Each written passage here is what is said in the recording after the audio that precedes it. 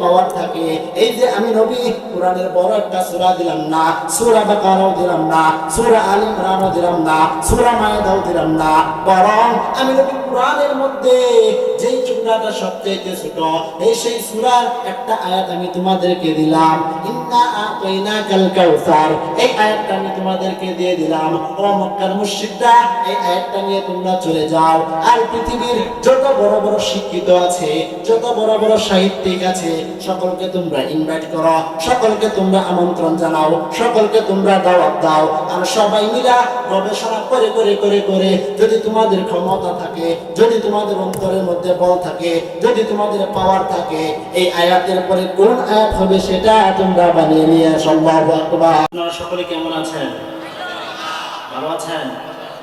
আলহামদুলিল্লাহ, আমরা ভালো আছি। আলহামদুলিল্লাহ আলহামদুলিল্লাহ নাহমাদুহু ওয়া নাস্তাঈনুহু ওয়া নাস্তাগফিরুহু ওয়া নু'মিনু বিহি ওয়া নাতাওয়াক্কালু আলাইহি ওয়া নাউযু বিল্লাহি মিন শুরুরি আনফুসিনা ওয়া মিন সাইয়্যাতি আ'মালিনা। من يهده الله فلا مضل له ومن يضلله فلا هادي له ونشهد أن لا إله إلا الله وحده لا شريك له ونشهد أن سيدنا وسندنا وحبيبنا وطبيب قلوبنا ومولانا وأولانا محمدا عبده ورسوله أرسله بالحق بشيرا ونذيرا وداعيا إلى الله بإذنه وسراجا وقمرا منيرا. أما بعد فأعوذ بالله من الشيطان الرجيم. بسم الله الرحمن الرحيم. وما أرسلناك إلا رحمة للعالمين. وقال تعالى في آية أخرى: قل إن كنتم تحبون الله فاتبعوني يحببكم الله ويغفر لكم ذنوبكم والله غفور رحيم. وقال رسول الله صلى الله عليه وسلم: القرآن أحب إلى الله تعالى من في السماوات ومن فيهن، أو كما قال عليه الصلاة والسلام. شكر درود إبراهيم قريب. اللهم صل على محمد وعلى آل محمد كما صليت على إبراهيم وعلى آل إبراهيم إنك حميد مجيد. اللهم بارك على محمد وعلى آل محمد كما باركت على إبراهيم وعلى آل إبراهيم إنك حميد مجيد. بلغ العلا بكماله كشف الدجى بجماله حسنة جميع خصاله صلوا عليه وآله মুহতারাম হাজিরিন, আসলে আপনারা কি চান এই দেশের মধ্যে কোরআনের আইন বাস্তবায়ন হোক? চান নাকি? নাস্তিক মুরতাদ এই দেশ থেকে চলে যাক, আপনি আমি চাই নাকি? এই জন্য সকলে আমার সঙ্গে সঙ্গে একটু সঙ্গীত গাইতে পারবেন ইনশাআল্লাহ। নাস্তিকতা নিপাত যাক, দিন ইসলাম জিন্দাবাদ। নাস্তিকতা নিপাত যাক, দিন ইসলাম জিন্দাবাদ। কোটি প্রাণে একই আওয়াজ, খোদাদ্রোহী ছাড় পাবে না, এই বাংলায় ঠাই পাবে না। মুসলমানরা জেগেছে আজ, নারায়ে তাকবীর, নারায়ে তাকবীর। দিন ইসলাম, দিন ইসলাম জিন্দাবাদ, জিন্দাবাদ। ইসলামের বিরুদ্ধে এই দেশেতে ঠাঁই নাই, ইসলামের বিরুদ্ধে যারা এই দেশেতে ঠাঁই নাই, ঠিক কিনা? মুহতারাম হাজিরিন, আপনি আমি চাই এই দেশের মধ্যে কোরআনের আইন বাস্তবায়ন হোক। আপনি আমি চাই প্রতিটা মানুষ সুখী থাকুক। আপনি আমি চাই একটা মানুষ সকালবেলায় ঘর থেকে বের হবে, আবার সন্ধ্যাবেলায় ইসলামের সঙ্গে ফিরে আসবে। আপনি আমি চাই একটা মানুষ সকালবেলায় বের হবে, আবার সন্ধ্যাবেলায় সহি সালামতের মাধ্যমে ঘরে ফিরে আসবে। আপনি আমি চাই কি চাই না? ঠিক করে বলেন। বর্তমানে এমন একটা সময় চলতেছে যেই সময়ের ভিতরে আপনার আমার জানের নিরাপত্তা নাই, কথা বলেন ঠিক কিনা? প্রিয় হাজিরিন, যারা আমরা ইন্টারনেট ব্যবহার করি আমরা দেখব কিছুদিন আগে আমাদের ভাই ঢাকা ৮ আসনের স্বতন্ত্র এমপি প্রার্থী ওসমান হাদি ভাইকে গুলি করে শহীদ করা হয়েছে। মুহতারাম হাজিরিন, আজকে যদি আমার বাংলাদেশের মধ্যে, এই সোনার দেশের মধ্যে কোরআনের আইন থাকতো, কোরআনের আইন বাস্তবায়ন করা হতো, ওই হাদি ভাইকে যে ব্যক্তি শহীদ করা হয়েছে, যেভাবে শহীদ করা হয়েছে, আমার আল্লাহর কোরআন বলে ওই খুনিকে সেইভাবে সত্য করার কথা বলেন, ঠিক কিনা? হাজিরিন, শুধু এটার মধ্যে শেষ না, বরং গতকালকে দেখলাম, গতকালকে যখন আমি ঢাকা থেকে হালুয়াঘাট যাই, ফেসবুক খুললাম, খোলার সঙ্গে সঙ্গে দেখি ছাত্ররা ২৪-এর গণঅভ্যুত্থানের মধ্যে যে সমস্ত ছাত্রদের বিপ্লবের ফলে, যে সমস্ত ছাত্রদের ত্যাগের ফলে, আবু সাঈদের শহীদের বিনিময়ে, মুগ্ধর শহীদ হওয়ার বিনিময়ে এই দেশকে নতুনভাবে স্বাধীন করা হয়েছে। আমাদের এই দেশের স্বাধীনতার সার্বভৌমত্বকে নষ্ট করার জন্য আমাদের খুলনার একজন সহযোদ্ধাকে এভাবে গুলি করা হয়েছে। মুহতারাম হাজিরিন, এখন আপনি আমি যদি শান্তিতে থাকতে চাই, শান্তিতে দেশের মধ্যে অবস্থান করতে চাই, শান্তিতে ঈমান এবং আমল নিয়ে এই কবরের ভিতরে যেতে চাই, আপনার আমার জন্য ইসলামী হুকুমত ছাড়া দ্বিতীয় কোনো রাস্তা নেই, কথা বলেন ঠিক কিনা? মুহতারাম হাজিরিন, আপনি আর যদি শুধু মুখে বলি যে আমরা ইসলামী হুকুমত কায়েম করব, কোরআন দেশের মধ্যে কোরআনে আইন চালু করব, তাহলে শুধু মুখে বললে হবে না, বরং আপনাকে আমাকে কাজে কর্মে পরিণত করতে হবে। এই দেশের মধ্যে কিভাবে ইসলাম প্রতিষ্ঠিত করা যায়, কথা বলেন ঠিক কিনা? মুহতারাম হাজিরিন, এই দেশের মধ্যে যদি আপনি আমি শান্তি প্রতিষ্ঠিত করতে চাই, তাহলে আপনাকে আমাকে অনুসরণ করে হতে হবে কোরআনে, অনুসরণ করতে হবে উলামায়ে কেরামের, অনুসরণ করতে হবে রাসূলের, অনুসরণ করতে হবে আম্বিয়া কেরামের, সাহাবায়ে কেরামের। তো প্রিয় হাজিরিন, আমি আপনাদের সামনে যে আয়াত এবং হাদিস তিলাওয়াত করলাম, আল্লাহ যদি তৌফিক দান করেন, আজকে কোরআন এবং এই দেশের মধ্যে কিভাবে শান্তি প্রতিষ্ঠিত হবে এই বিষয়ে কিছু আলোচনা করব। আপনারা সকলে শুনতে রাজি আছেন তো ইনশাআল্লাহ? আছেন তো ইনশাআল্লাহ? পড়ি লা ইলাহা ইল্লাল্লাহ, জোরে লা ইলাহা ইল্লাল্লাহ, লা ইলাহা ইল্লাল্লাহ, লা মুহাম্মাদুর রাসূলুল্লাহ সাল্লাল্লাহু আলাইহি ওয়াসাল্লাম।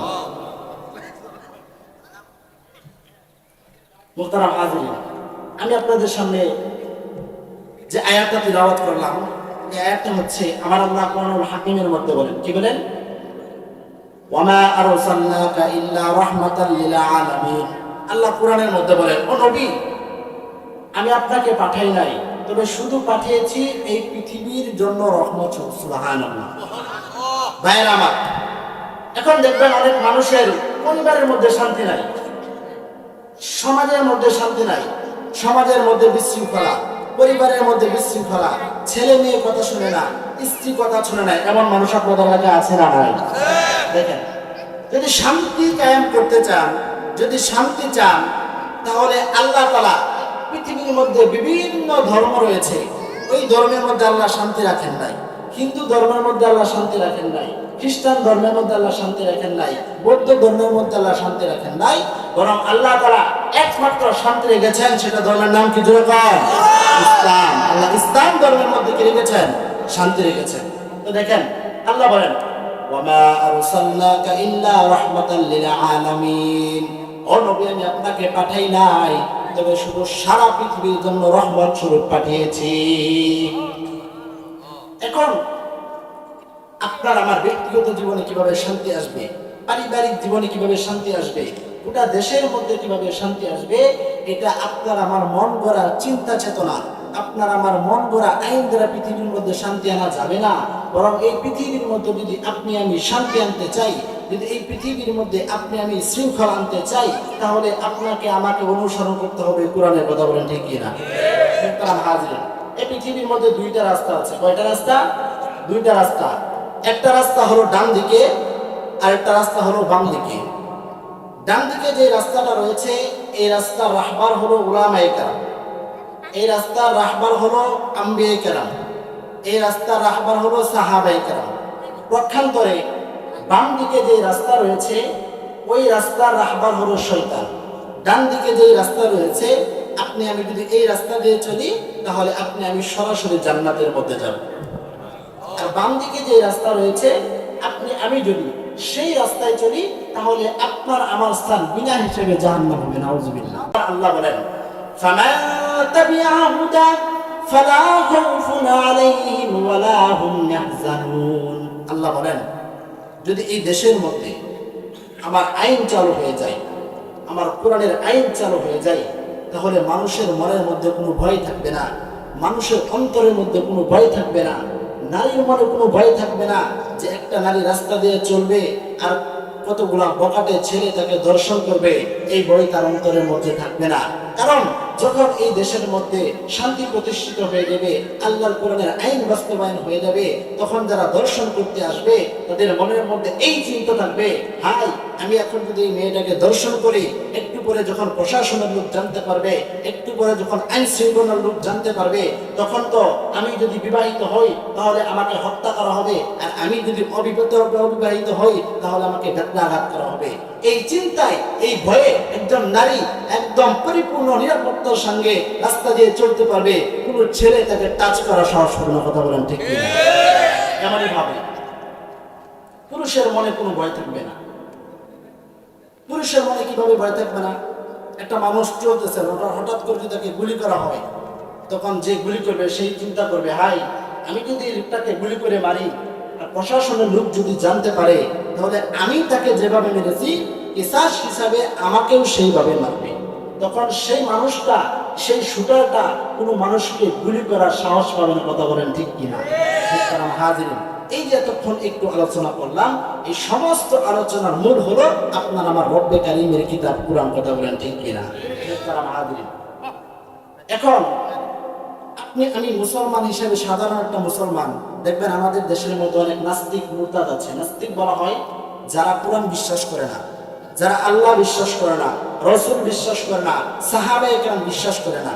এখন আপনি আমি সাধারণ মানুষ, আপনাকে আমাকে যদি একজন নাস্তিক প্রশ্ন করে, ও ইমানদার, ও মসজিদের ইমাম সাহেব, তুমি তো বলো তোমার আল্লাহ সত্য, তোমার নবী সত্য, তোমার রাসূল সত্য, তোমার সাহাবায়ে কেরাম সত্য, তোমার কোরআন সত্য, আমি নাস্তিক, আল্লাহ মানি না, রাসূল মানি না, কোরআন মানি না, কোনো কিচ্ছু মানি না, তুমি ইমানদার, প্রমাণ করো তোমার কোরআন সত্য, তোমার আল্লাহ সত্য, তোমার নবী সত্য, তোমার সাহাবায়ে কেরাম সত্য, তোমার উলামায়ে কেরাম সত্য। আপনি আমি প্রমাণ করতে পারবো কি?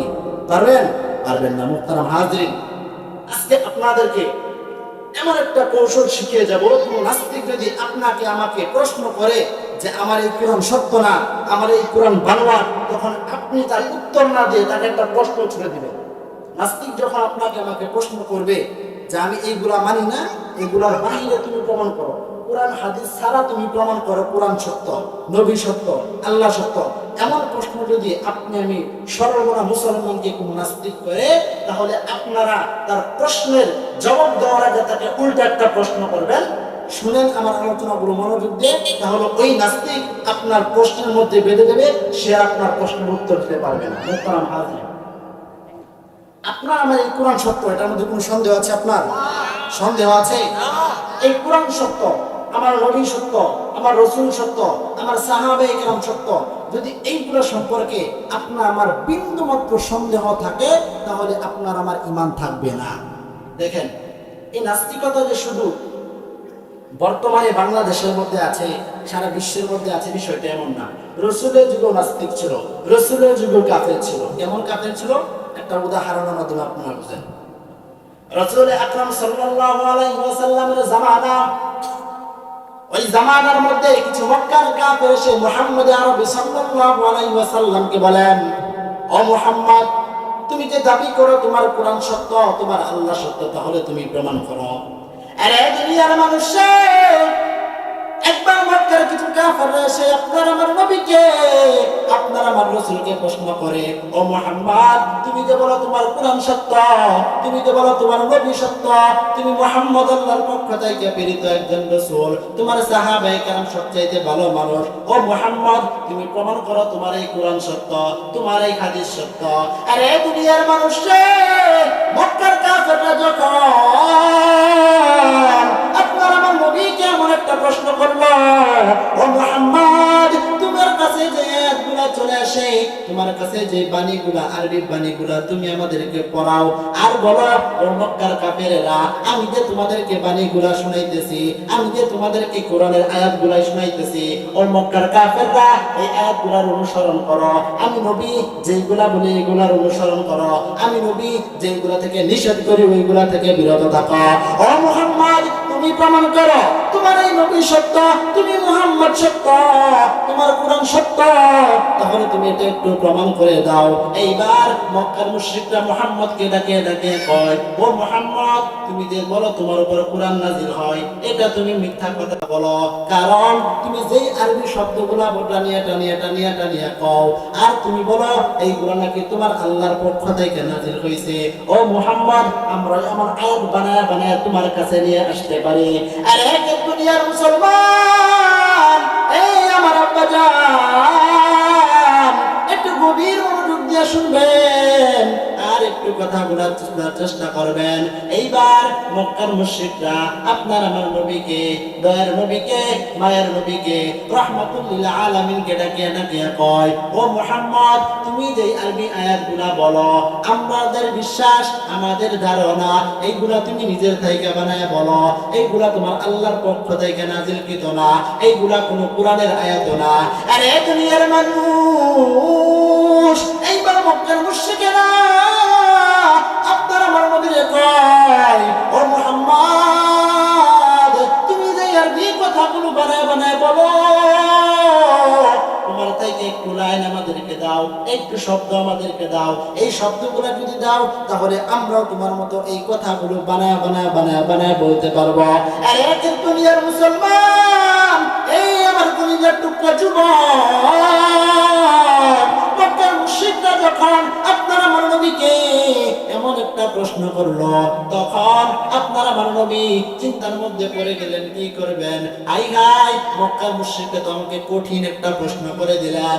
ও দুনিয়ার মানুষে, এমন সময় আমার আল্লাহ জিবরাইল আলাইহিস সালাতু ওয়াস সালামকে আমার পয়গম্বরের নিকট পাঠাইয়া আমার পয়গম্বরকে জানায় দেন, ও পয়গম্বর, আপনি মক্কার মুশরিকদেরকে চ্যালেঞ্জ ছুড়ে দেন, আপনি মক্কার কাফেরদেরকে চ্যালেঞ্জ ছুড়ে দেন, ও কাফেরেরা, শুধু তোমরা নয়, বরং তোমাদের মতো যদি আরো বড় বড় সাহিত্যদেরকে তোমরা নিয়ে আসো, আরো বড় বড় কবিদেরকে তোমরা নিয়ে আসো। এই আরবের মধ্যে শুধু আরব না, শুধু আরব না, এই সারা বিশ্বের মধ্যে যত আরবি শিক্ষিত আছে, যত বড় বড় সাহিত্যিক আছে, যত বড় বড় কবি আছে, এই সব কবিকে যদি তোমরা একত্রিত করো আর এই একটা আয়াত যদি বানাইতে চাও, আমি মুহাম্মদ তোমাদেরকে চ্যালেঞ্জ করলাম, মৃত্যু পর্যন্ত তোমাদেরকে সময় দিলাম, আমি মুহাম্মদ যে আয়াতগুলো বলি ওই আয়াতের একটা টুকরাও তোমরা বানাইতে পারবে না। সুবহানাল্লাহ। আরে দুনিয়ার মানুষ, ও জিবরাইল, যাও আমার পয়গম্বরকে গিয়ে জানাও, ও পয়গম্বর, আপনি যদি এই মক্কার মুশরিকদেরকে সূরা বাকারার মতো সূরা দেন, তাহলে তারা পারবে না। সূরা আল ইমরানের মতো সূরা দেন, এত বড় সূরাও তারা বানাইতে পারবে না।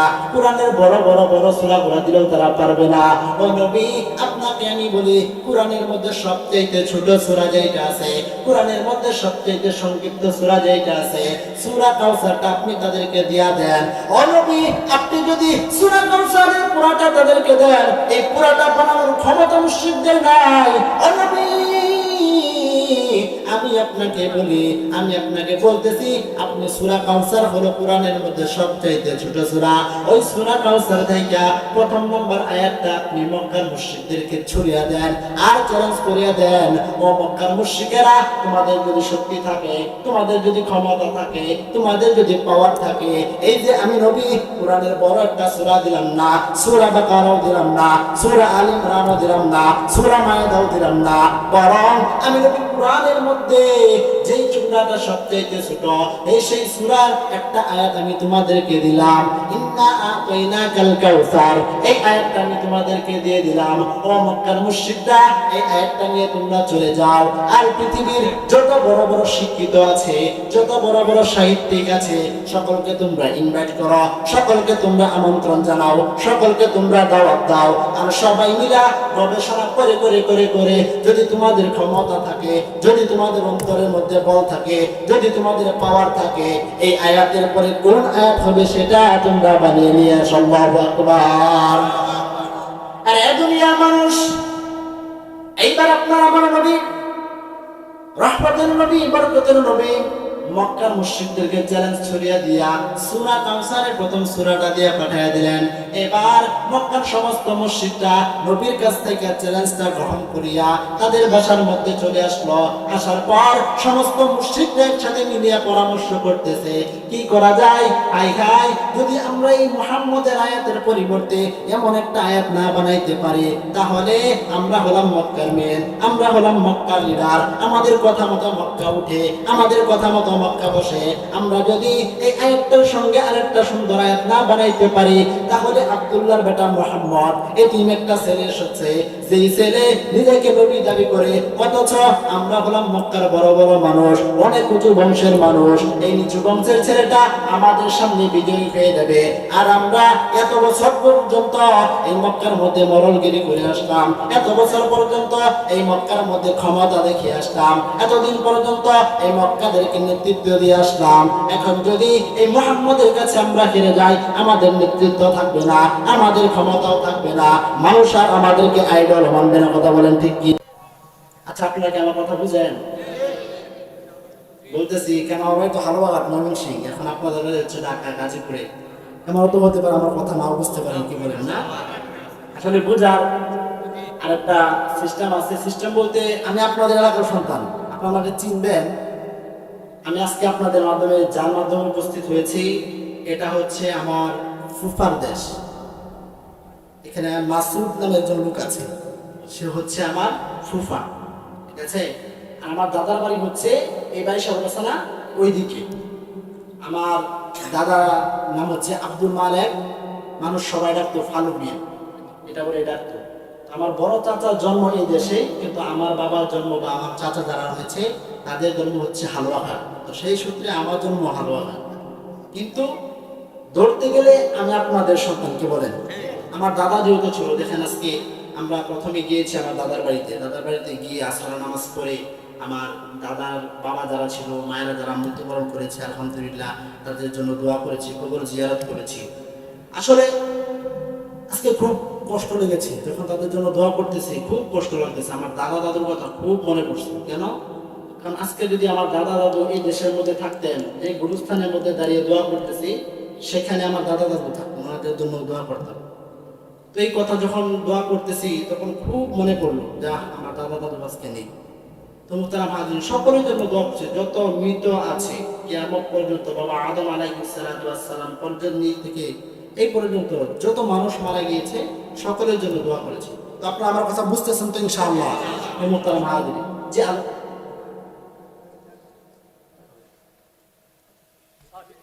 যে আলোচনা করতেছিলাম, আলোচনা কি করতেছিলাম, আপনার আমার নবী কাফেরদেরকে চ্যালেঞ্জ ছুড়ে দিলেন। চ্যালেঞ্জ ছুড়ে দিয়ে একটা সূরা কাউসারের প্রথম আয়াতটা দিলেন। কথাগুলো একটু বুঝেন, আমল নিয়তে বুঝেন, কথাগুলো শুনেন। কারণ কোন নাস্তিক যদি আপনাকে আমাকে প্রশ্ন করে, এই প্রশ্ন আপনাকে আমাকে উল্টা একটা প্রশ্ন করতে হবে। তো দেখেন, এবার আপনার আমার নবীকে তারা চ্যালেঞ্জ করলো, রাসূলও তাদেরকে চ্যালেঞ্জ ছুড়ে দিল, যাও একটা আয়াত দিলাম, যদি তোমরা পারো, যদি তোমাদের ক্ষমতা থাকে, তাহলে তোমরা এমন একটা আয়াত বানিয়ে নিয়ে আসো।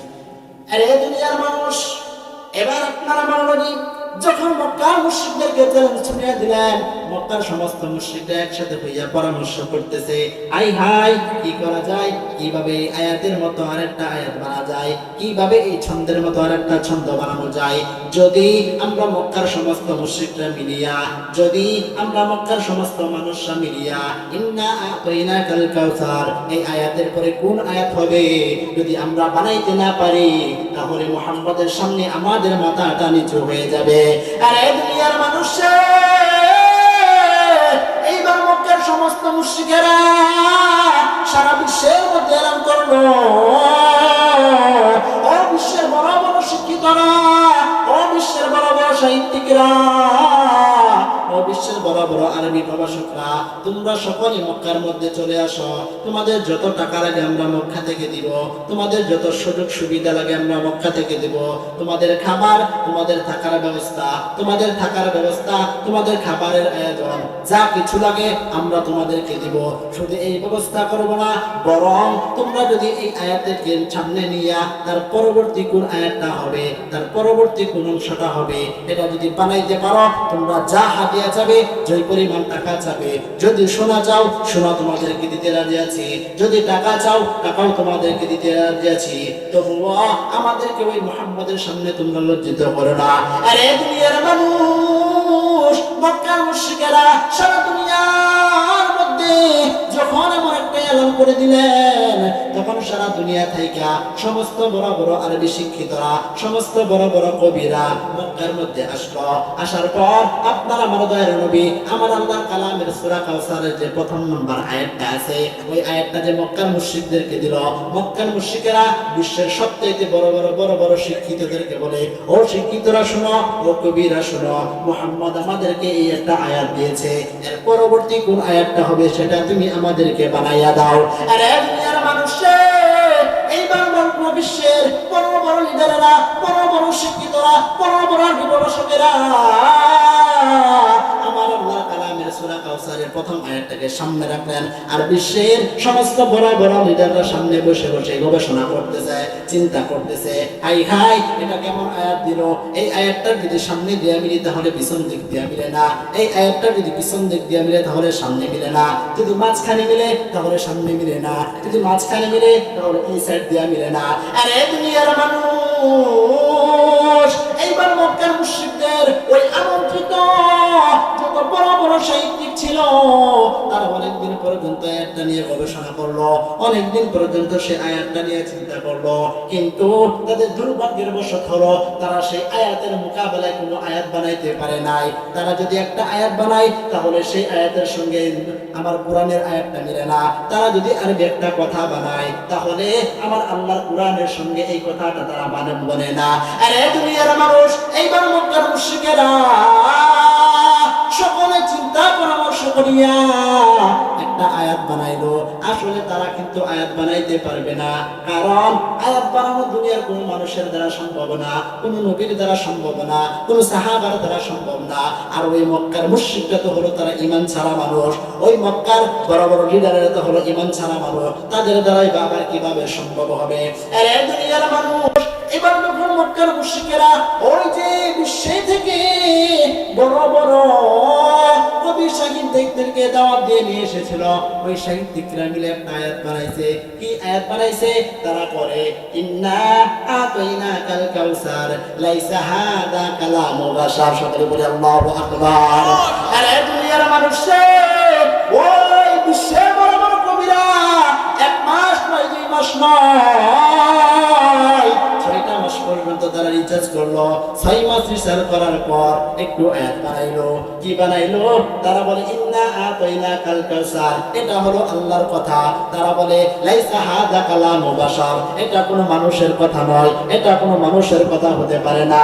আরে দুনিয়ার মানুষ, এইবার মক্কার বড় বড় কবিরা, বড় বড় সাহিত্যিকরা চিন্তা করতে করতে করতে করতে একটা বিষয় নিয়ে 1 মাস নয়, 2 মাস নয়, 6 মাস পর্যন্ত চিন্তা করলো। চিন্তা করতে করতে তারা পাগল হয়ে যাওয়ার উপক্রম হলো, তাদের ব্রেন নষ্ট হয়ে যাওয়ার উপক্রম হলো। এবার তারা মক্কার ওই লিডারদেরকে ডাকে ডাকে ডাকে ডাকে কয়, যেই লিডাররা তাদেরকে বিশ্ব থেকে দাওয়াত করে নিয়ে আসলো, যেই লিডাররা তাদেরকে বিভিন্ন জায়গা থেকে দাওয়াত করে নিয়ে আসলো, ও লিডাররা শোনো, আমরা তো 1 দিন নয় 2 দিন নয়, তোমরা তো দেখলে আমাদের যত চেষ্টা আছে, আমাদের যত সাধ্য আছে, আমাদের যত শক্তি আছে, সর্বশক্তি ব্যয় করে আমরা আয়াতকে মিলাইতে পারলাম না। ও মক্কার লিডাররা শোনো, এটা কোনো মানুষের কথা হতে পারে না, বরং এটা এমন একটা কথা যে কথা কোনো মানুষ বলতে পারে না। ও দুনিয়ার মানুষে, এইবার সেই মক্কার যে সেই কবিগুলা ছিল, ওই কবিগুলা মক্কার লিডারদেরকে ডাকতেছে, ও লিডারেরা, তোমরা এই আরবি কথাটা কোথায় পেয়েছ? এটা এমন এক কথা যে কথার অর্থ যদি আমরা মিলাইতে চাই আর তার পরবর্তী একটা আয়াত যদি মিলাইতে চাই, সামনেরটা মিলাইতে পারলে পিছনেরটা মিলাইতে পারি না, যদি পিছনেরটা মিলাই আবার সামনেরটা মিলাইতে পারি না। এবার সেই বড় বড় সাহিত্যিকরা মক্কার কাফেরদেরকে বলে, ও ভাইরা, তোমরা এই আয়াত কোথা থেকে এনেছ? এই গুরুত্বপূর্ণ আয়াত কোথা থেকে এনেছ? এই মহত্বপূর্ণ আয়াত কোথা থেকে এনেছ? এই বরকতপূর্ণ আয়াত কোথা থেকে এনেছ? যা একদিকে মিললে আরেক দিকে মিলে না, সামনের দিকে মিললে আরেক দিকে মিলে না। এইবার ওই বড় বড় সাহিত্যিকরা বলে, ও মক্কার ভাইয়েরা, শোনো শোনো শোনো, এমন সুন্দর সুন্দর কথা যার উপর নাজিল হয়, এমন সুন্দর সুন্দর কথা যার উপর আসে, সেটা দুনিয়ার কোনো সাধারণ মানুষ হতে পারে না, বরং সেটা হবে আমার রবের কথা। ধরে বলেন ঠিক কিনা? আরে দুনিয়ার মানুষে, এইবার ওই কবিরা মক্কা লিডারদেরকে ডাকে আর কয়, ও মক্কা লিডারেরা, আমাদেরকে একটু সুযোগ দাও, আমাদেরকে একটু সময় দাও, আমরা এই লোকটার সঙ্গে একটু দেখা করতে চাই, যেই লোকটার উপরে তো সুন্দর সুন্দর কথা নাজিল হয়। আমরা সাহিত্যিক মানুষ, তাদের থেকে একটু, তার থেকে একটু বরকত দিতে চাই। আমরা সাহিত্যিক মানুষ, আমরা কবি মানুষ, যার উপর এত সুন্দর সুন্দর কালাম নাজিল হয়, সে দুনিয়ার সাধারণ কোনো কবি হতে পারে না, সে দুনিয়ার সাধারণ কোনো মানুষ হতে পারে না। ও লিডারেরা, আমাদেরকে একটু সুসংবাদ দাও, আমাদেরকে একটু সন্ধান দাও, ওই মানুষটা কোথায় বসবাস করে। আরে দুনিয়ার মানুষ, এইবার মক্কার লিডারেরা ওই কবিদেরকে বলে, কবিরা শুনো, আমি কি তোমাদেরকে টাকা দিয়ে নিয়ে এসেছি মুহাম্মদের কাছে ফেল হওয়ার জন্য নাকি?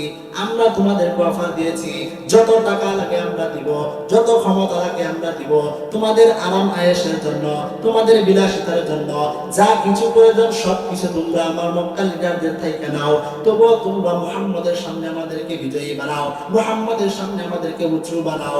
ও কবিরা শুনো, তোমাদের যদি আরো সময় লাগে, আরো সময় তোমাদেরকে দিতে রাজি আছি, তোমাদের যদি আরো টাকা লাগে, আরো টাকাও তোমাদেরকে দিতে রাজি আছি, তোমাদের যদি ক্ষমতা লাগে, ক্ষমতাও তোমাদেরকে দিতে রাজি আছি।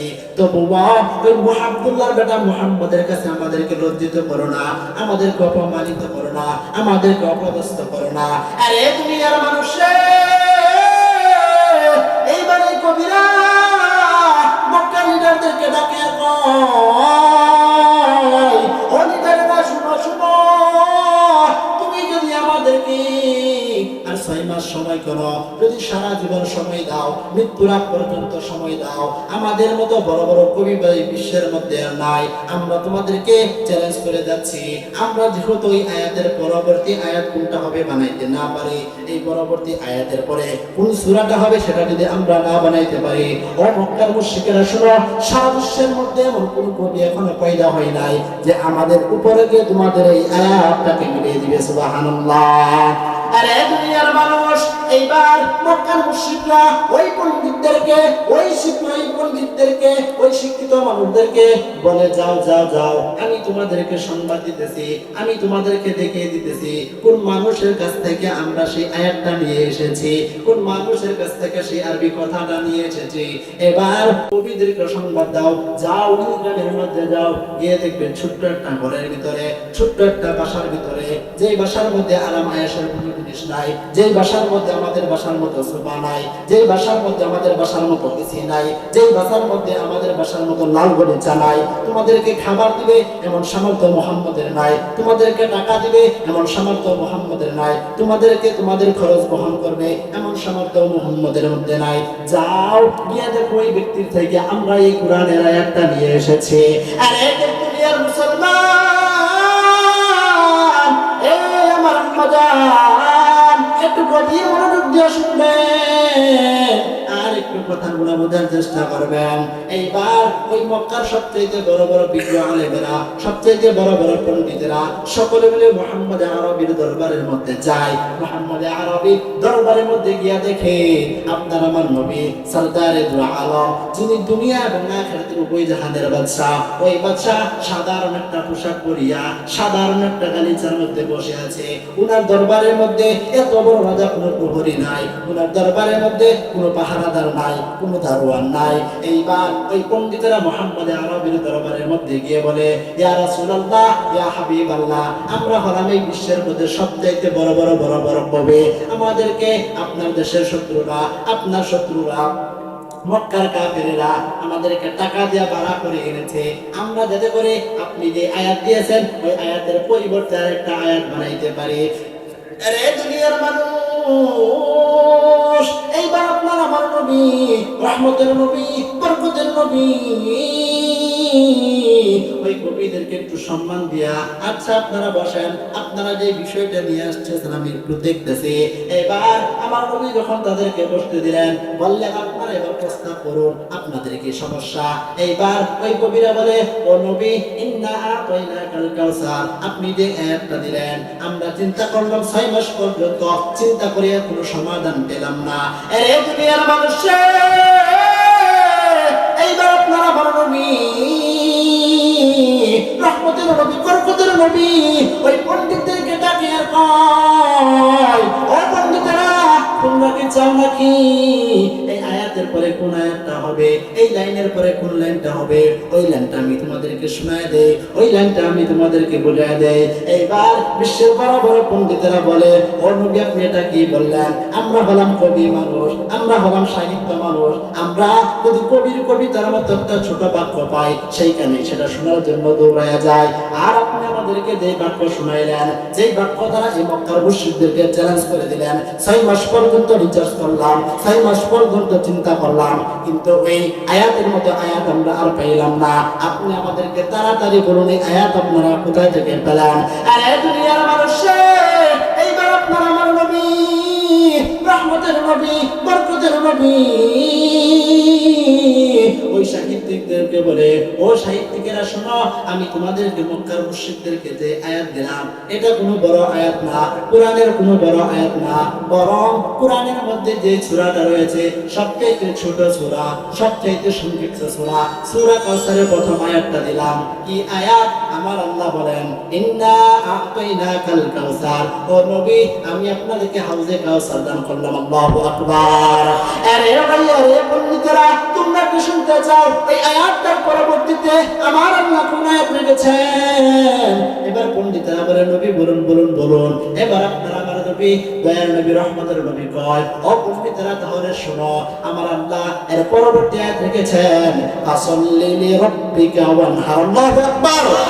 আরে দুনিয়ার মানুষ, এইবার পণ্ডিতেরা সিজদার মধ্যে পড়ে যায়, তারা বলে, হাই হাই, সারাটা জীবন ধ্বংস করলাম, সারাটা জীবনে আরবি বাক্যর পিছনে ঘুরলাম, সারাটা জীবন কবি হওয়ার পিছনে ঘুরলাম, সারাটা জীবন সাহিত্যিক হওয়ার পিছনে ঘুরলাম, আর মোটামুটি ভাবে সারা বিশ্বের মধ্যে নাম করা সাহিত্যিক আমরা হয়ে গেলাম। কিন্তু আজকে আপনার দরবারের মধ্যে আসার পর আমাদের সেই ধারণাটা ভেঙে গেছে, আমাদের ভুল ধারণাটা ঠিক হয়ে গেছে। আমরা মনে করতাম আমাদের চাইতে বড় কোনো সাহিত্যিক বুঝি দুনিয়ার মধ্যে নাই, আমরা মনে করতাম আমাদের মতো বড় কোনো শক্তিশালী মানুষ বুঝি দুনিয়ার মধ্যে নাই, আমরা মনে করতাম আমাদের মতো শিক্ষিত মানুষ বুঝি আর এই দুনিয়ার মধ্যে নাই। আর এই দুনিয়ার মানুষ,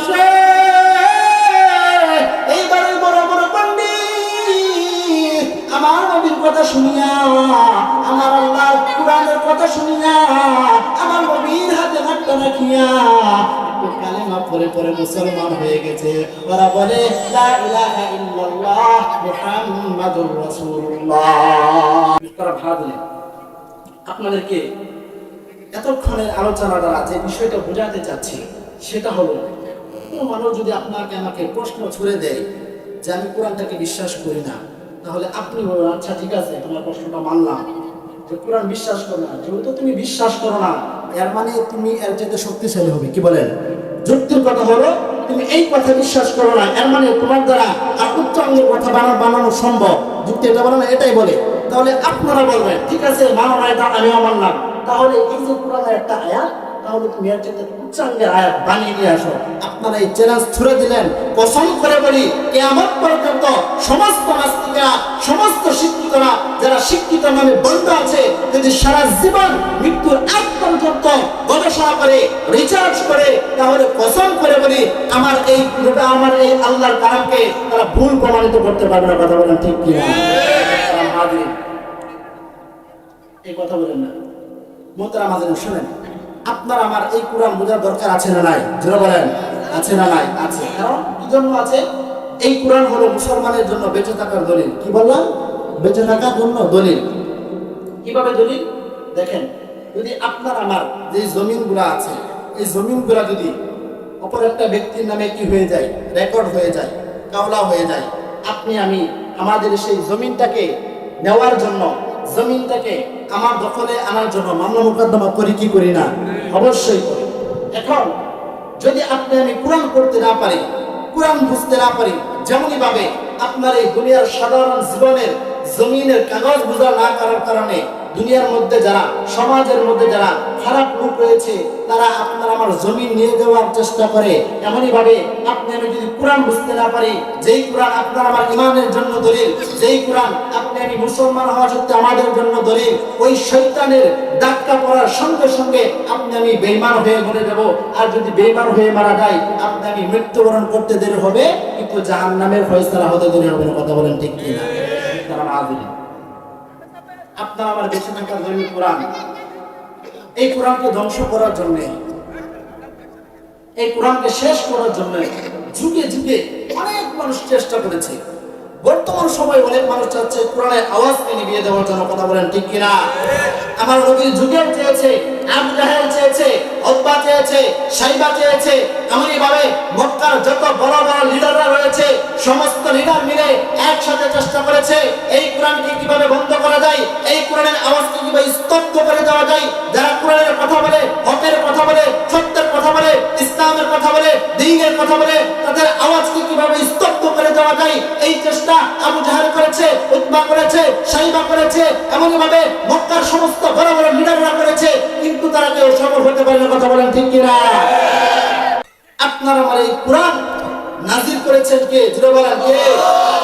যেমনই ভাবে আল্লাহ কোরআন নাজিল করেছেন, তেমনি ভাবে এই কোরআন রক্ষা করার দায়িত্ব, এই কোরআন হেফাজত করার দায়িত্ব স্বয়ং কে নিয়েছেন? জোরে বলেন আল্লাহ। আল্লাহ বলেন, বলেন দেখেন, ইন্না নাহনু নাযালনা যিকরা ওয়া ইন্না লাহু লাহাফিজুন। আমার আল্লাহ বলেন ইন্না, এখানে আমার আল্লাহ ইন্না শব্দ ব্যবহার করেছেন। ইন্না শব্দটা হলো ইন্না হরফে মুশাব্বাহ বিল ফিল। যারা আলেম আছেন তারা বেশি বুঝবেন, আপনারা বুঝবেন যে ইন্না হরফে মুশাব্বাহ বিল ফিল, এটা কোন শব্দকে তাকিদের জন্য আসে, জোর বোঝানোর জন্য আসে। যেমন আপনি যদি বলেন যে আমি এই কাজটা করব, একটু মনোযোগ দিয়ে বোঝেন তাহলে কথাগুলো বুঝবেন। যে আমি আগামীকাল বাজারে যাব, এটা হলো একটা কথা। আর আপনি আমি যদি বলি আমি আগামীকাল বাজারে যাবই, দুটোর মধ্যে পার্থক্য আছে না নাই? প্রথমটার মধ্যে তাকিদ নাই, দ্বিতীয়টার মধ্যে তাকিদ আছে। এমনই ভাবে ইন্না হরফে মুশাব্বাহ বিল ফিল, এটা তাকিদ বোঝানোর জন্য আসে। যেমন আমি বাজারে যাব, এটা সাধারণ, আমি আগামীকালকে বাজারে যাবই, অথবা আমি আগামীকালকে এই মাহফিলে আসবই, এটা হলো তাকিদ। এই জন্য আমার আল্লাহ সাধারণ ভাবে বলেন নাই, বরং তিনি বলেন ইন্না নাহনু নাযালনা যিকরা ওয়া ইন্না লাহু লাহাফিজুন। আরে দুনিয়ার মানুষ, আমার আল্লাহ কুরআনুল হাকীমের ভিতরে জানাই, এই দুনিয়ার মানুষ, আমি আল্লাহ কোরআনকে নাযিল করলাম, আমার এই কোরআনের দায়িত্ব, সংরক্ষণের দায়িত্ব আমি আল্লাহ নিলাম। ও দুনিয়ার মানুষে, আজকে আপনি কোরআন হলো আপনার আমার মুসলমানের জন্য বেঁচে থাকার দলিল। এই কোরআন যদি আমরা মানতে পারি, কোরআন যদি বুঝতে পারি, কোরআন যদি অনুসরণ করতে পারি, আর কোরআনের বিধি বিধান মতো যদি আপনার আমার জীবনটা চালাইতে পারি, ও দুনিয়ার মানুষে, আপনি আমি মৃত্যুবরণ করতে দেরি হবে, কিন্তু জান্নাতে যেতে দেরি হবে না। আর এই দুনিয়ার মানুষে, এই কোরআনকে ধ্বংস করার জন্য আমার নবীর যুগ থেকে এখনো পর্যন্ত অনেক বেঈমান, অনেক মুশরিক, অনেক কাফের, অনেক নাস্তিক চেষ্টা করে আসতেছে, কিন্তু তারা কোরআনকে তো পরিবর্তন করবে দূরের কথা, কোরআনকে তো ধ্বংস করবে দূরের কথা, কোরআনের একটা ওয়াকফ পর্যন্ত তারা ধ্বংস করতে পারে না, ঠিক কিনা? দুনিয়ার মানুষে, এটা আপনার আমার হেফাজতের দায়িত্বের কারণে নাই।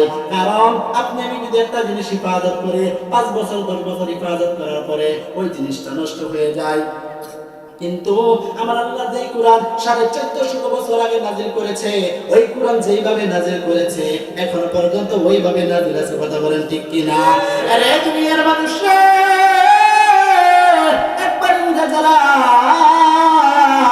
সকলে মিলে চেষ্টা করলো, হাই হাই আমরা মুসলমানদের সঙ্গে যুদ্ধ করি, কিন্তু এত যুদ্ধ করার পরে মুসলমানদের সঙ্গে আমরা পাই না, যুদ্ধ করে আমরা পাই না। ইংরেজরা চিন্তা করে ক্ষমতা আমাদের পক্ষে, টাকা আমাদের হাতে, প্রশাসন আমাদের হাতে, ক্ষমতা আমাদের হাতে, আমরা যদি এখন বলে একটা মানুষকে গ্রেফতার করো, কোনো অপরাধ ছাড়াই গ্রেফতার করবে, আমরা যদি প্রশাসনের লোককে বলি ও প্রশাসনের লোক তাকে ফাঁসি দাও, কোনো অপরাধ লাগবে না, ফাঁসি দিয়ে ফেলবে, কিন্তু এত ক্ষমতা টাকা থাকার পরে আমরা মুসলমানদের সঙ্গে 100 বছর ধরে যুদ্ধ করতেছি, 100 বছর তারা ইসলামের পক্ষে, আমরা ইংরেজরা ইসলামের বিপক্ষে, তারা কোরআনের পক্ষে, আমরা ইংরেজরা হলো কোরআনের বিপক্ষে। আরে দুনিয়ার মানুষ, এবার ইংরেজরা চিন্তা করে মুসলমানদের হাতে টাকা নাই, মুসলমানদের হাতে ক্ষমতা নাই, মুসলমানদের হাতে প্রশাসন নাই, এত ক্ষমতা এত টাকা সবকিছু আমাদের পক্ষে থাকার পর আমরা কি জন্য তাদের সঙ্গে যুদ্ধের মধ্যে পারি না? এই বিষয়টা নিয়ে ইংরেজ একটা মিটিং এর মধ্যে বসে গেল, ইংরেজ একটা পরামর্শের মধ্যে বসে গেল। আরে দুনিয়ার মুসলমান, আমার বাজার একটু গভীর মনোযোগ দিয়ে শুনবেন আর একটু বোঝার চেষ্টা করবেন। এবার ওই ইংরেজরা যখন পরামর্শের মধ্যে বলল, হাই হাই কি কারণ, কি কারণ, যেই কারণে আমরা মুসলমানদের সঙ্গে যুদ্ধ করে পারি না। এবার এক বাচ্চা ইংরেজ বাহির থেকে যখন বাহির থেকে জানায় দেয়, ভিতরে লিডারদেরকে জানায়, ও লিডার, তোমাদের কাছে ক্ষমতা থাকার পরেও টাকা পয়সা সবকিছু তোমাদের পক্ষে, প্রশাসন তোমাদের পক্ষে, ক্ষমতা তোমাদের পক্ষে, যত কিছু আছে সমস্ত সুযোগ সুবিধা তোমাদের পক্ষে, তবুও তোমরা কি জন্য মুসলমানদের সঙ্গে পারো না? ও ইংরেজিরা তোমরা কি জানতে চাও নাকি? ও ইংরেজিরা তোমরা কি কারণটাকে শুনতে চাও নাকি? আরে দুনিয়ার মানুষের এইবার বড় বড় ইংরেজিরা ওই বাচ্চা ইংরেজকে ডাকে কয়, ও বাবা তুমি আমাকে সংবাদ দাও, আমরা কি কারণে মুসলমানদের সঙ্গে পাই না? এবার সে বাচ্চা ইংরেজ বড় বড় লিডারদেরকে ডাকে ডাকে আর কয়, ও লিডাররা শোনো, ও ইংরেজরা শোনো, তোমরা যদি কিয়ামত পর্যন্ত মুসলমানদের সঙ্গে যুদ্ধ করো, কিয়ামত পর্যন্ত এই কোরআনকে ধ্বংস করার চেষ্টা করো, তবুও তোমরা পারবে না। কারণ হলো মুসলমানদের একটা ঈমান আছে, যে ঈমানের পাওয়ারে তারা বলে বলি বলিয়ান হইয়া, যে ঈমানের শক্তিতে তারা শক্তিয়ান হইয়া, যে ঈমানের পাওয়ার নিয়া যখন তারা তোমাদের সঙ্গে যুদ্ধের মধ্যে নেমে যায়, তখন ওই ঈমানের পাওয়ার এমন পাওয়ার, যে পাওয়ারের সামনে, ঈমানের সামনে তোমাদের অস্ত্রের কোনো কাজে আসে না, ঈমানের সামনে তোমাদের টাকার বেল নাই, ঈমানের সামনে তোমাদের ক্ষমতার বেল নাই, ঈমানের সামনে তোমার এই দুনিয়ার নাজ নিয়ামতের কোনো বেল নাই। তারা যখন অন্তরের মধ্যে ঈমানটা রাখিয়া এক আল্লাহর উপর বিশ্বাস করিয়া যুদ্ধের ময়দানের মধ্যে নেমে যায়, কারণ মুসলমানরা জানে আমাদের ভিতরে ঈমান আছে, আমরা যদি আল্লাহর দ্বীনকে রক্ষা করার জন্য, আল্লাহর দ্বীনকে হেফাজত করার জন্য যুদ্ধের মধ্যে নামি আর যুদ্ধের মধ্যে শহীদ হয়ে যাই, আমাদের মৃত্যুবরণ করতে দেরি হবে, কিন্তু আপনি আমি জান্নাতুল ফেরদৌসে যেতে দেরি হবে না। সুবহানাল্লাহ। আরে দুনিয়ার মানুষরা, এইবার বাচ্চা ইংরেজ বড় বড় লিডারদেরকে ডাকে ডাকে কয়, ও বড় বড় লিডারেরা শুনো, তোমরা যদি মুসলমানদেরকে হারাইতে চাও, মুসলমানদের উপর বিজয়ী হতে চাও, তাহলে তোমাদের সর্বপ্রথম তাদের ইমানটাকে নষ্ট করতে হবে। এইবার এই বড় বড় লিডারের ডাকে আর কয় মুসলমানদের ইমানটাকে আমরা কিভাবে নষ্ট করব? হাই হাই, এত বছর ধরে মুসলমানদের সঙ্গে যুদ্ধ করতেছে, তাদের ইমানটাকে আমরা দেখতেও পারি না। তারা ইমানের তো পাওয়ার পায় কোথা থেকে? ইমানের তো পাওয়ারফুল হয় কোথা থেকে? দুনিয়ার মধ্যে যদি আপনি একটা ব্যাটারি চার্জ দেন, ওই ব্যাটারিটা কিছুক্ষণ চলার পর যখন ব্যাটারিটার চার্জ শেষ হয়ে যায়, ওই ব্যাটারিটা অটোমেটিক দুর্বল হয়ে যায়। কিন্তু মুসলমানদের ইমানের পাওয়ার 100 বছর ধরে তাদের সঙ্গে যুদ্ধ করতেছে, কিন্তু তাদের ইমানের পাওয়ারটা তো আর কমে না। আরে দুনিয়ার মানুষ, এইবার সেই বাচ্চা বড় বড় লিডারদেরকে ডাকিয়ে কয়, ও বড় বড় লিডাররা শুনো, মুসলমানরা তাদের ইমানটাকে ধার দেয়, মুসলমানরা তাদের ইমানটাকে চার্জ দেয়, মুসলমানরা যুদ্ধ করে আসার পর তাদের ইমানটাকে বছর দিয়ে বলিদান করার জন্য একটা চার্জ দেয়। এবার ওই বড় বড় ইংরেজরা বাচ্চা ইংরেজকে ডাকে কয়, ও বাচ্চা ইংরেজ, মুসলমানরা যে জিনিস দিয়া ধার দেয় ওই যন্ত্রটার নাম কি? ওটা কি কোনো লোহার যন্ত্র নাকি? আমরা যেমন ধার দেই, তরবারি ধার দেই, চাকু ধার দেই লোহা দিয়া অথবা পাথর দিয়া, তারা কি তাদের ইমানটাকে এরকম লোহা দিয়া অথবা পাথর দিয়া ধার দেয় নাকি? আরে দুনিয়ার মানুষ, এইবার যে বাচ্চা ইংরেজ বড় বড় লিডারদেরকে ডাকিয়ে কয়, ও লিডাররা শুনো, মুসলমানদের একটা ইমান আছে, ওই ইমানটাকে তারা যেই জিনিস দিয়া ধার দেয় সেটা কোনো লোহা না, সেটা কোনো পাথর না, বরং মুসলমানরা তাদের ইমানকে ধার দেয় এমন একটা জিনিস দিয়া, সেটা হলো তাদের রবের কিতাব কুরআন। আল্লাহু আকবার। বড় বড় লিডারেরা, বড় বড় নেতারা, ইংরেজরা সকলে মিলে চিন্তা করে, আর ওই বাচ্চাটাকে ডাকিয়ে কয়, ও বাচ্চা, মুসলমানদের ইমান ধার দেওয়ার যে জিনিসটা আছে, মুসলমানদের ইমানটাকে শক্তি করার জন্য যে জিনিসটা তারা ধার দেয়, যে চার্জারটা তারা ধার দেয়, এই চার্জারটা দেখতে কেমন, এই কোরআনটা দেখতে কেমন? ও দুনিয়ার মানুষে, এইবার বাচ্চা ইংরেজ ওই লিডারদেরকে ডাকিয়ে কয়, ও লিডারেরা, আমি তো তাদের সেই কোরআনটাকে দেখি নাই, তাদের ইমানটাকে ধার দেওয়ার যন্ত্রটাকে তো আমি দেখি নাই, তবে আমার একটা মুসলিম বন্ধু আছে, তার কাছে শুনেছি তাদের ইমানটাকে যেই জিনিস দিয়ে ধার দেয় ওই জিনিসটা হলো একটা কিতাবের মতো, সেটা হলো একটা ডায়েরির মতো। আরে দুনিয়ার মানুষ, এইবার সমস্ত ইংরেজ মিলিয়া চিন্তা করার গবেষণা করে, যতদিন পর্যন্ত আমরা মুসলমানের সেই ইমানের ধার দেওয়ার যন্ত্রটাকে, সেই কোরআনটাকে ধ্বংস করতে না পারবো, ততদিন পর্যন্ত 100 বছর নয়, 200 বছর নয়, আমরা যদি মৃত্যুর আগ পর্যন্ত মুসলমানদের সঙ্গে যুদ্ধ করি, আমাদের দ্বারা তাদের সঙ্গে যুদ্ধের মধ্যে বিজয় হওয়া সম্ভব না। আল্লাহু আকবার। আরে দুনিয়ার মানুষ, এইবার বড় বড় লিডারেরা, বড় বড় নেতারা, বড় বড় ইংরেজ যারা পরামর্শ করেছিল, তারা ওই ছোট্ট বালককে ডেকে আনলো, ও ছোট্ট ভাই ইংরেজ, তাহলে তুমি ওই তোমার ছোট্ট মুসলিম বন্ধুর সঙ্গে একটু সম্পর্ক করো, তার সঙ্গে একটু সুসম্পর্ক করো, তাকে বলো তাদের ওই কোরআন শরীফটা কেমন। এবার বাচ্চা ইংরেজ ওই মুসলিম বন্ধুকে বলে, ও বন্ধু, তোমাদের কোরআনগুলা কোথায় পাওয়া যাবে? তোমাদের কোরআনটা আমি একটু দেখতে চাই, তোমাদের কোরআনটা আমি একটু পড়তে চাই, তোমাদের কোরআনটা পড়িয়া তোমাদের কোরআনের মধ্যে কি জ্ঞান রয়েছে ওই জ্ঞানটা আমি একটু অর্জন করতে চাই। আরে দুনিয়ার মানুষ, এইবার সেই ছোট্ট মুসলিম বান্দাটা তার ইংরেজ বন্ধুকে বলে, ও ইংরেজ বন্ধু, শোনো, তুমি যদি এই দেশের যে কোনো লাইব্রেরির মধ্যে যাও, আর লাইব্রেরিওয়ালাকে গিয়ে বলো, ও লাইব্রেরিওয়ালা ভাই, তুমি আমাকে মুসলমানদের ইমানদার দেওয়ার যন্ত্র, ইমান পাওয়ার দেওয়ার যন্ত্র, ইমান চার্জ দেওয়ার কোরআনটা আমাকে দাও। ও বন্ধু, তাহলে তুমি টাকা দিবা, টাকা দেওয়ার সঙ্গে সঙ্গে লাইব্রেরিওয়ালা তোমাকে ওই কিতাবটা দিয়ে দিবে।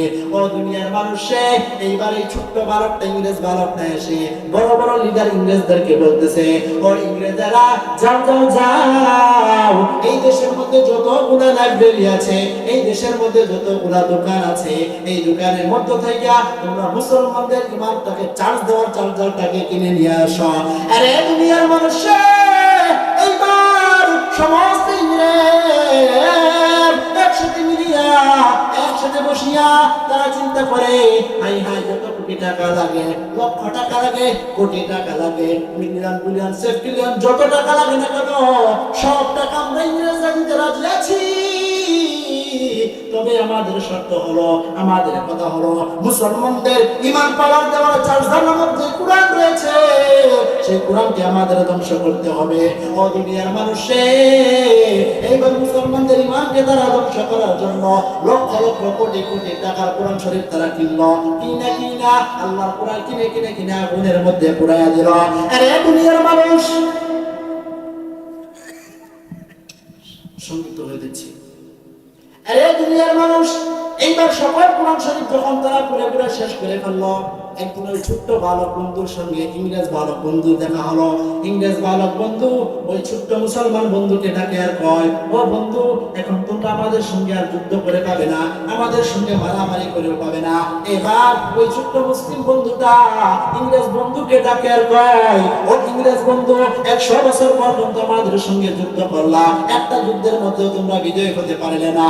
আজকে তোমাদের এমন কি পাওয়ার হয়ে গেল, যেই পাওয়ারের বলে বলিয়ান হইয়া তোমরা মুসলমানরা ইংরেজ জামান আমরা মুসলমানদেরকে হারিয়ে দিবা। আরে দুনিয়ার মানুষ, এইবার যে ইংরেজ ছোট্ট বন্ধুটা মুসলিম বন্ধুকে ডাকে কয়, ও মুসলিম বন্ধু শুনো, আমরা তোমাদের ঈমান যার জবান যে যন্ত্র আছে, সেই যন্ত্রটা কিনা আগুনের মধ্যে পুড়াই দিছি। এখন তাইকা তোমরা তোমাদের ঈমানটাকে আর দাঁড় দিতে পারবে না, আর যুদ্ধের মধ্যে আর পেরে উঠতে পারবে না। ও দুনিয়ার মানুষে, এইবার মুসলিম বন্ধুটা তার ওই ইংরেজ বন্ধুকে বলতেছে, ও বন্ধু, তোমরা যে কোরআনটাকে পড়লে ওই কোরআনটা কেমন? ইংরেজ বন্ধু বলে, ওই কোরআনটা হলো একটা বইয়ের মতো, ওই কোরআনটা হলো একটা ডায়েরির মতো। এবার ওই মুসলমান বন্ধু ইংরেজ বন্ধুর হাতে ধরিয়া নিয়া একটা ছোট হিফজখানা মাদ্রাসার মধ্যে যায়। যাওয়ার পর ওই হিফজখানা হুজুরকে বলে, হুজুর, আমাকে আপনি এমন একটা বালক দেন, যেই বালকটা সূরা ফাতিহা থেকে কোরআন শুরু করবে, এক দাঁড়ানোর মধ্যে সূরা নাস পর্যন্ত তেলাওয়াত করে শুনিয়ে দিবে।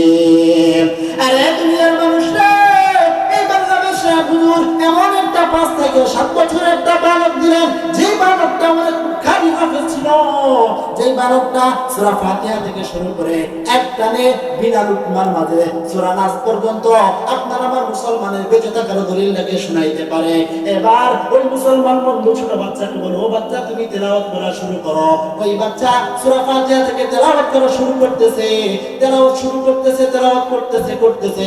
ইংরেজ বন্ধু আর মুসলমান বন্ধু বসে শুনতেছে। এবার যখন ওই বালকটা সূরা নাস তেলাওয়াত করবে, সূরা নাস তেলাওয়াত করার সঙ্গে সঙ্গে ওই ইংরেজ বন্ধু ওই বালকের পা দুটা জড়ায় ধরে চোখের পানি ছেড়ে দেয় আর কয়, এরে বালক, আর তেলাওয়াত বন্ধ করো না। তুমি যদি তোমার তেলাওয়াত বন্ধ করো, আমার অন্তরের মধ্যে আঘাত লাগে। এই কি জিনিস তেলাওয়াত করলা, যার তেলাওয়াতটা এত সুন্দর, যার তেলাওয়াতটা এত মধুর। ও বালক, তুই তোর তেলাওয়াত বন্ধ করিস না, বরং তেলাওয়াত করতে থাক, আর আমি ইংরেজ বন্ধু শুনতে চাই। আল্লাহু আকবার। আরে দুনিয়ার মানুষরা, এইবার ইংরেজ বন্ধু ওই তার মুসলমান বন্ধুকে ডাকে আর কয়, ও মুসলমান বন্ধু শুনো, আমি আজকে তোমার হাতে ধইরা ইসলাম ধর্ম গ্রহণ করলাম। ও মুসলিম বন্ধু, তুমি যদি কোনোদিন আমার দেশ ইংরেজের মধ্যে যাও, তাহলে আমার ওই ইংরেজ ভাইদেরকে জানাই দিল, ও ইংরেজ ভাইরা, তোমরা যে কোরআন কেনার জন্য আমাকে কোরআনের জন্য পাঠাইছিলে, ওই কোরআন আমার আল্লাহ আমার অন্তরের মধ্যে বদ্ধমূল করে দিয়েছে। সুবহানাল্লাহ। হুজুর চলে আসছেন, সময় শেষ হয়ে গেছে। যে আলোচনাগুলো করলাম, আল্লাহ তাআলা আপনার